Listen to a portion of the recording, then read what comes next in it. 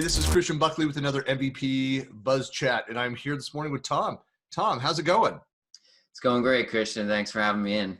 So, Tom Daly, why don't you introduce yourself, folks that don't know you, where you are, who you are, what you do?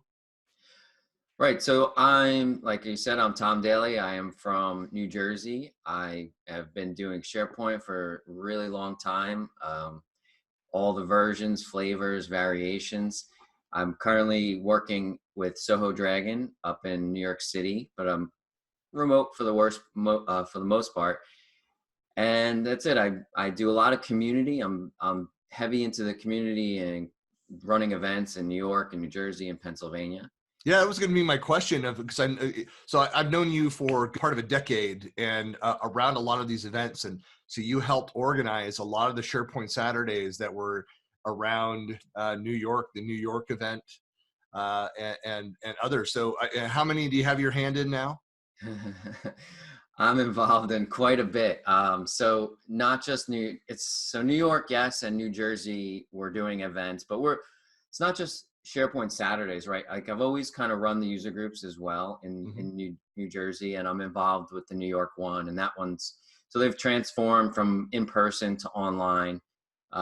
I've stopped doing the New Jersey ones. I like the bigger in-person events, like 100 people, 30 people. So we do Azure boot camps now. We do M365 global developer boot camps. We do that in New Jersey. Pennsylvania, I did one in Pennsylvania. I helped them with the SharePoint Saturday, just getting started because they kind of took a hiatus for like a year or two, I think.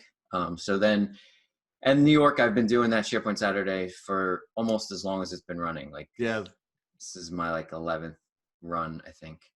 Yeah, and yeah, that's right. No, it is, because New York was one of the biggest and continues to be one of the biggest in the US, but has been running every year. Done that a few times. Haven't done it in a few years, but yeah, it's a good event. It still packs. It still comes in at like 400 or 500 people every year. So it's exciting to run an event on that scale. I love it. And we have, like last year, we had a great keynote. We had John Levesque.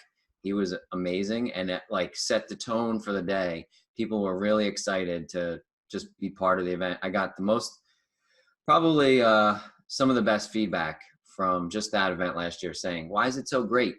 But I was watching in another video, we've been doing it for 11 years. It's like a well-oiled machine. We have a team that why is it so great? That's a really backhanded comment. Yeah. Why does this not suck, Tom? Wow. Yeah, why? I mean, it's so smooth, right? We do always get one person that's always like, hey, this is the worst event ever. The food's bad. Too cold. It's too hot. It's right. Yeah. We got the same. So this will be our 9th Utah event. And so I helped start this, so 10 years ago. I took a break for 1 year, but yeah, we get some of the same feedback, and it's like, wow, it's really well organized. It's like, right, because it's been the same people for almost 10 years. You play roles, what each other are good at, and that's kind of where teamwork works well, is understanding people's strengths and playing off those strengths. Yeah, that was a big challenge for me when some of the core team left to go pursue other ventures, and I kind of stepped in, learning how to manage people and learning how to deal with people and working with their strengths and weaknesses. You can say those people's names. We know what they did. Yeah. They joined Microsoft. They went to corporate, so they moved right. Right. There's a couple of them. They've been bouncing around, right? So, Becky and Jason and Greg, those are some of and Tasha. Yeah, so some of the core people that left, and I still talk to them. They're around. And Tasha's providing a lot of valuable imagery of food that she's eating in the Seattle area. So, I mean, there's that benefit, that greater benefit to society. It was all worth it. Yeah, it's worth it. Abandon the core community that you came from, but a lot of pictures of food. So that's a trade-off. Yeah, well, some of us can move on, and I'm still here, so and I don't mind it. I love doing it. It's one of my favorite things, and I've come from like when I started SharePoint, I started at like understanding that community is part of it, like giving back and like mentoring people and learning from people. This is how I got as good as you get attending all these events, right? I go to every event that I possibly can because it's free. It's free education. It's free learning.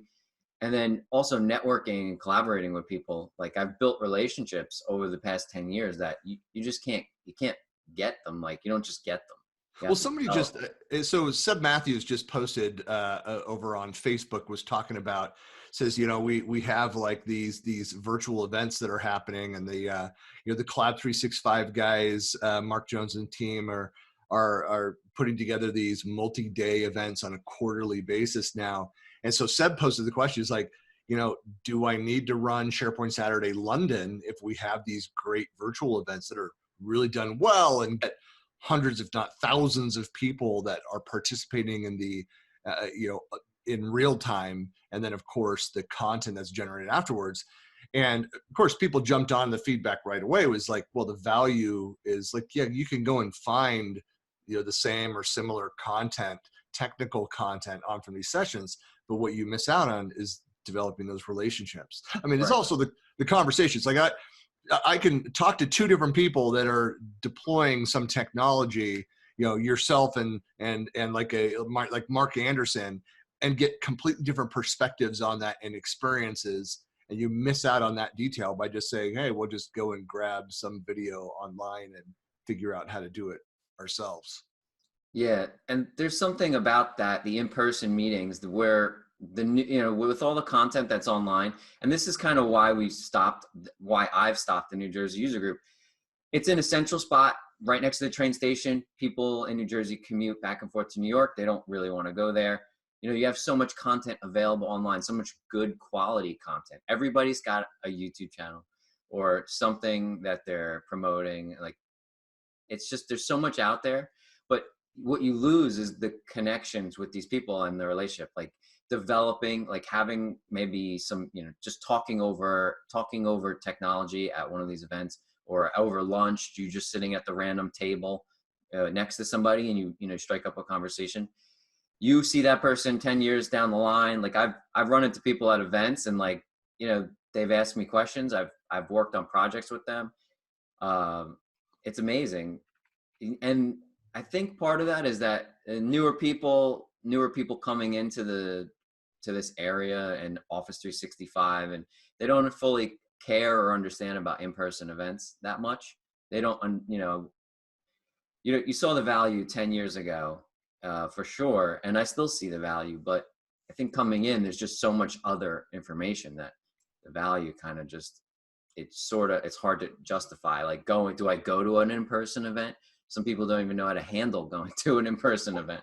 Well, the other side of it too, though, is that you have some organizers, some people that are newer, that are getting started, and they see it's like, oh, our goal was to have 500 people, but we only had 250, so we failed at that. Like, are you kidding me? Yeah, that's successful, actually. So I ran for several years SharePoint Saturday, Bend, Oregon, and if you don't know Bend, Oregon, it's a small little town in Central Oregon, and there's a nice little vibrant tech community that's there.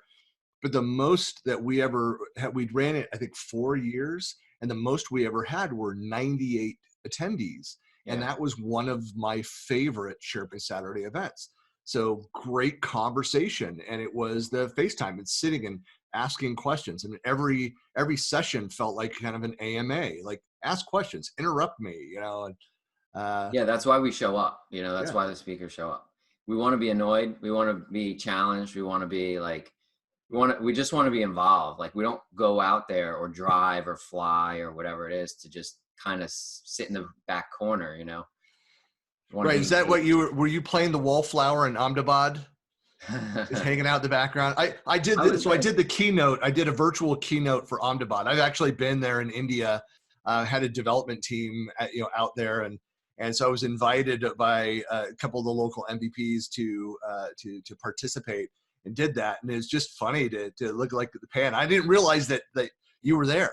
Yeah, I was there. I spoke there, actually. So I got accepted. So SoHo has an office there. So that's what, it was part of learning about the offshore team and what they do. And it was a great experience. I probably had one of the best times. Like, out I of just think it was funny, like pan the audience as they did, and I'm like, hey, there's Tom.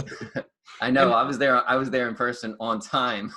The joke was, you didn't show up on time. When we still, I don't know what happened.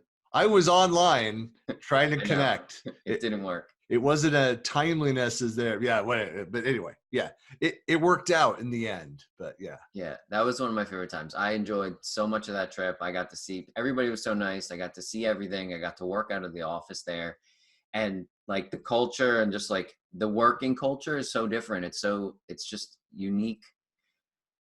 I didn't, fit right in. Everybody treated me good, and the food was great. I'm vegetarian. I love everything that was over there.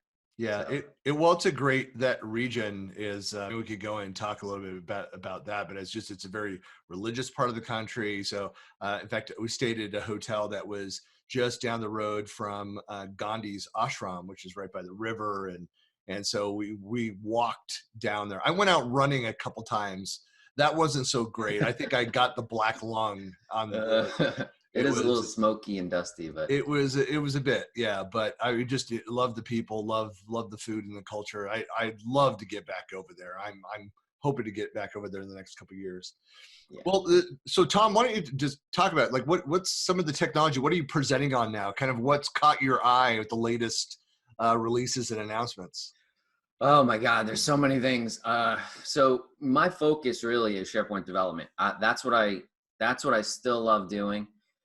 So I love the That's why story. I wore the T-shirt for you, Tom. Yeah, like Yeah, it's like the I've old school done. SharePoint. Yeah, I mean, I never stopped liking it, right? So I was never really a developer. Like 10 years ago, I wasn't really a developer. I studied it, got a software engineering degree, computer engineering.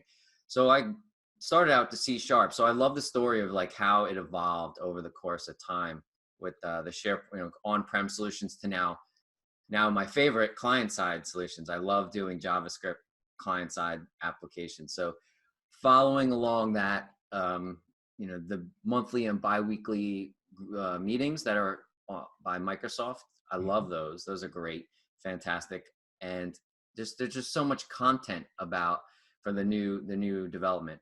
So what I'm really interested in presenting though is it's hard for new people to get started. So I'm kind of going back to the basics. I love the advanced topics. I would love to speak about advanced stuff all day.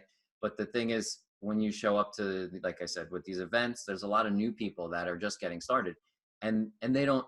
It's a steep learning curve. So and that's why I love the boot camps as well. So it always ties back to something that I'm doing. So really, I'm going down to Virginia Beach tomorrow, SharePoint Saturday, Virginia Beach, and I'm going to be doing the M365 Developer Boot Camp in 1 hour. So Oh, taking wow. you through it's just really about development lifecycle, right? How do you build an SPFX solution, a web part? How do you deploy it? And taking everybody through the whole step, like the whole process, right? From start to finish.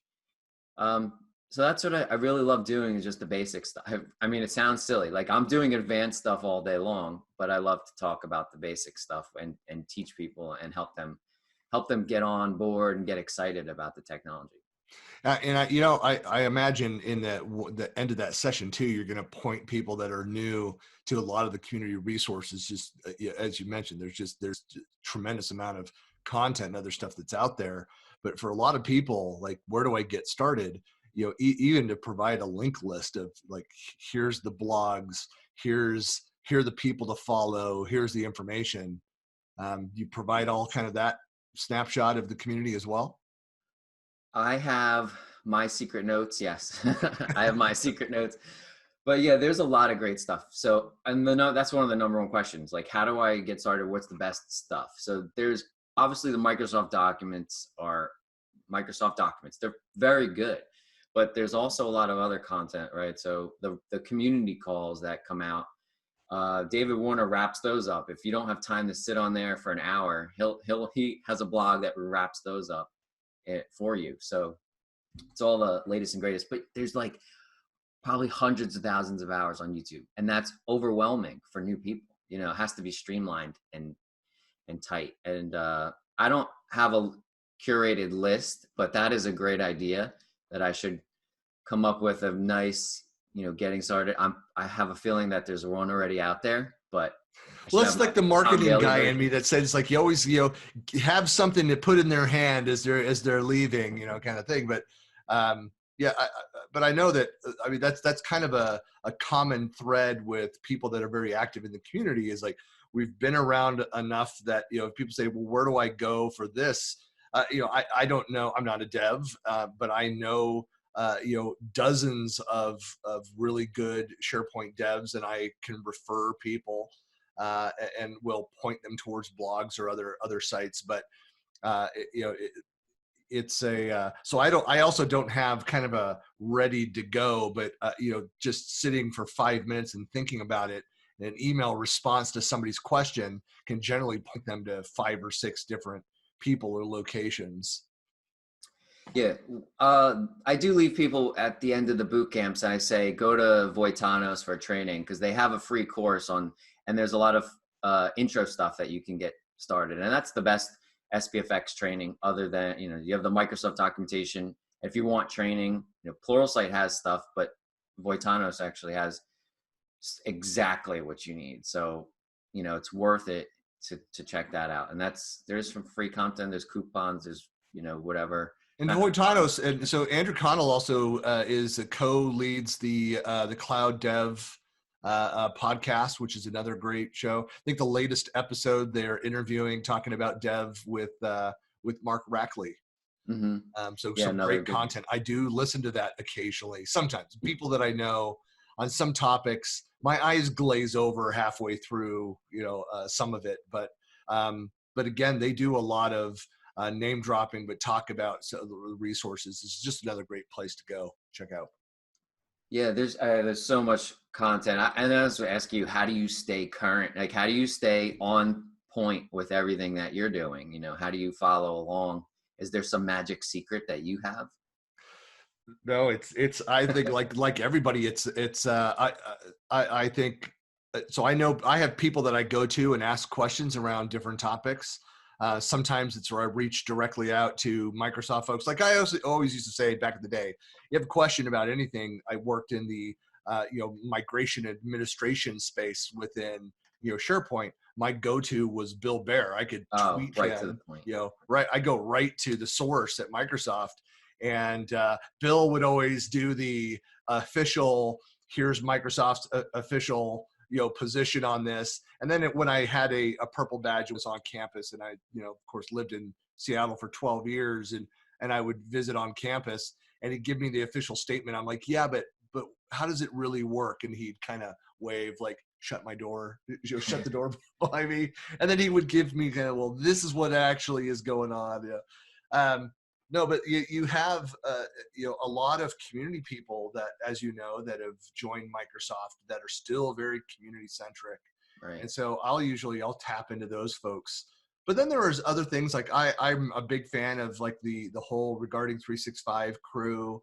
And so following what they do a great rundown of just about every new feature and major release item that comes out through the online stuff. And so I'm reading, kind of the favorite blogs. I'm following along on Twitter and LinkedIn and occasionally on the Facebook, although the Facebook discussions tend to drill down into the weeds to an extent that I have no interest in following. But I reach out to community folks because there's no one human being could not keep up with everything that's happening. Information. It's like a fire hose of information. That's one issues that I have is, when things are announced with Microsoft, they're not ready to play with right away. So then I have to now follow up when they're going to be released, put them on my calendar so that I can try to play with them when they get out there. And then the different versions of different tenants, having an early release tenant, right? So that I can play with certain features before they get to, our production level stuff. So it's always fun. A little bit of juggling. I don't know if you saw it. I tweeted out, I put it out on Facebook, but I said that I suffer from a phobia. It's the no-foamy phobia. So it's a no-foamy. It's the fear of seeing the Office 365 updates, the official updates, and getting excited about features that are not yet available on my Yeah. tenant. Right. And So- they will be sooner or later, but Yeah, they will. But I do the same thing where I'll actually go in something that I get really excited about, because the problem is if you hear about something, it's not yet on your tenant, or it might even be something that's they say, well, and in Q3 we'll have this new feature. By the time it comes out, you will have forgotten about that excitement, and you may miss when it actually becomes available and be like, oh yeah, what was that? And yeah, I needed that. Like I needed but that. I'll go put calendar items on to go check back in. And so I'll write kind of notes. Hey, here's why I was excited. So I probably have 4 or 5 items sitting in my calendar to check in on, this quarter and early next quarter of things that have been talked about. Yeah, that's kind of what I do. It's the only way to keep up. Yeah. Well, so Tom, people want to find out more about you, get to know you. Where can they find you? You blog occasionally or something? Yeah, I do. I try to blog. It's a lot. I've been so busy with the SoHo and community events and planning all kinds of stuff. There's lulls in my my busyness. So the best way to reach out to me, you can reach me on Twitter. It's _Tom_ Tom Daly _, and then my blog, thomasdaly.net. You can reach out to me there. But you'll see me if you're in New York, New Jersey. Reach out on LinkedIn, find me, come to a user group, come to one of the meetups, or come to the SharePoint Saturday. We're planning that right now for July. Oh, July. That's right. Yeah, it's always in July. Yeah, just started. I need to. I might have to make my way back out there. So. Yeah, come. It's fun. It's so much fun. We're gonna have a blast. Well, it's great as always to talk to you. It's one of those faces that you just seem to pop up at different events around the world, as we've discussed. Right? You're everywhere. You'll just see me. I sort of like a D-list celebrity somewhere. Well, Lisa, you've not gotten to the Dan Usher face on random signage around the world yet, so No. that's we all aspire to that status where. Now for a while I was getting tagged in other people's selfies. So I was identified as the selfie king for a while. Mm-hmm. And so people would do selfies and then tag me in their photos. And so that was nice for a while to show up in these photos, sort of. Yeah, and Matt fake ghost photos. That's right.